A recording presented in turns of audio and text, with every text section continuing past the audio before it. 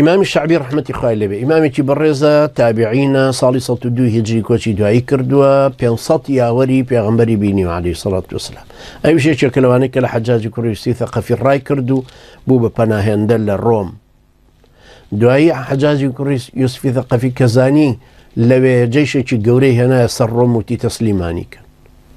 دوای شعبی ڕای کرد چوو بۆ خۆراسان لێ خۆی شاردەوە کاتبێکی گەورە بوو نووسەرێکی گەورە بوو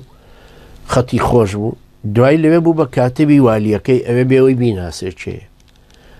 لە یەکێک لە نامەکانە کە ئەو ناردوێتیەوە بۆ حەجاجی کوڕی یوسف بۆ عەبدولمەلیکی کوڕی مەڕوانیە نێرێ والیەکە دوای حەجاج نامەکە ئەبینێ سوێن دەخواڵێ ئەمە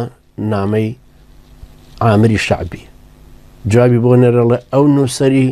ئەو نامەیەم بە کەلەپچەکراوی بۆ بنێر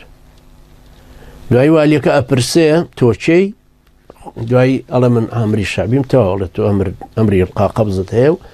ئەیگرێ و بەو شێوە بە کەلەپچەکراوی لە خۆراسانەوەی نێرێتەوە بۆ لە حەجاجی کوڕی یوسفی ثەقەفی